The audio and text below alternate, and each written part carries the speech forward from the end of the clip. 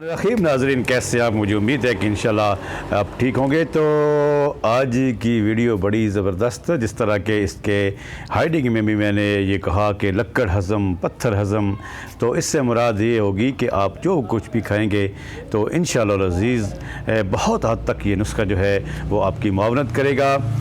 तो नुस्खा मैं आपको बताता चलूँ इससे पहले कि मैं उसकी डिटेल आपके सामने लेके आऊँ, तो मैं आपसे ये गुजारिश करना चाहूँगा कि इंसानी बॉडी के अंदर अगर बंदा के स्टमक अगर ठीक हो, मैदा अगर बंदे का सही तरीके से काम कर रहा हो, तो 95% जो अमराज होती हैं उससे बंदा बच जाता है। और इतनी ज़्यादा अमराज जो हैं वो मैदे की, सिर्फ मैदे की ख़राबी की वजह से जो है वो जन्म लेती हैं। तो आज का नुस्खा बड़ा सिंपल सा है और बड़ा सादा सा है, और आप अपने घर बैठे इसको बड़ी आसानी के साथ जो है वो इसको तैयार भी कर सकते हैं। तो इसके अज्जा को नोट कीजिए। इसमें सबसे पहले आता है हर ज़रद, यानी कि उसका छिलका आपने लेना है 50 ग्राम। उसके बाद बहड़ा, जिसे हम तिब की ज़बान में बलेला भी कहते हैं, उसके आपने छिलका लेना है 50 ग्राम।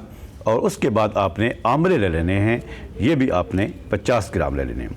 तो उसके बाद जो चीज़ आती है उसमें सौंफ है, वो भी आपने ले लेनी है, वो 30 ग्राम लेनी है। इलायची मोटी, जिसे हम इलायची कलम कहते हैं, वो भी आप 20 ग्राम के करीब ले लें। उसके बाद आएगी मग्गा, इसको भी आपने 20 ग्राम लेना है। सुंड आएगी, इसको भी आपने 20 ग्राम ले लेना है। ज़ीरा, इसमें सफ़ेद आता है, वो भी आप 20 ग्राम ले लें।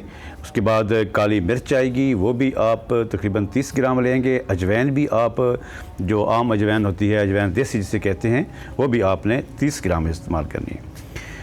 और उसके बाद ये जो आखिरी जो 4 चीज़ें बताने चला हूँ, ये अगर किसी आदमी का बीपी हाई होता हो तो वो इसमें इसकी मिकदार में कमी और बेशी अपनी उस कैफियत के हिसाब से कर सकता है।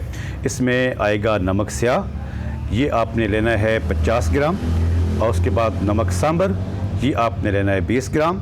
नौशादर ठिकरी, ये भी 20 ग्राम। और इसी तरीके से जो चीज़ आती है वो उसमें जौखार आता है, वो भी आपने 20 ग्राम लेना है।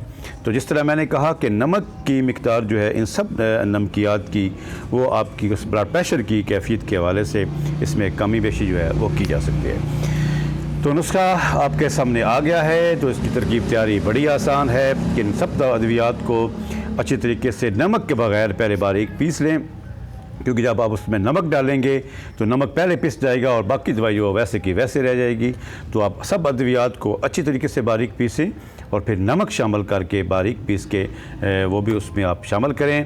तो आपके पास ये नुस्खा आ गया है। तो तरकीब तैयारी इसकी क्या है वो आप मैंने बता दी है, और इसका तरकीब इस्तेमाल जो है वो आपने किस तरीके से करना है कि जब भी आप खाना खाएं उसके बाद 1 छोटी चम्मच जो है वो पानी के साथ इस्तेमाल करेंगे। और अल्लाह ना करे पेट में दर्द हो तो यही दवाई आप नीम गर्म पानी के साथ जब इस्तेमाल करेंगे तो इंशाल्लाह पेट की दर्द में अफाका होगा। लेकिन याद रहे, अगर पेट की दर्द अल्सर मैदे की वजह से है तो इसमें ये इसका फ़ायदा नहीं होगा, क्योंकि इसमें नमकियात होते हैं जो कि मैदे के अल्सर के लिए मुफीद नहीं होते।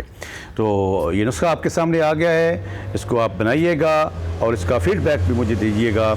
और जिस तरह मैं अपनी वीडियो के स्टार्ट में भी अक्सर मैं आपसे रिक्वेस्ट करता हूँ कि अगर आपको ये वीडियो पसंद आई हो तो इसका आप ज़रूर शेयर करें, चैनल को सब्सक्राइब करें और बेल आइकन का जो बटन है वो ज़रूर प्रेस करें। दुआओं की दरख्वास्त। अस्सलाम वालेकुम रहमतुल्लाहि व बरकातहू।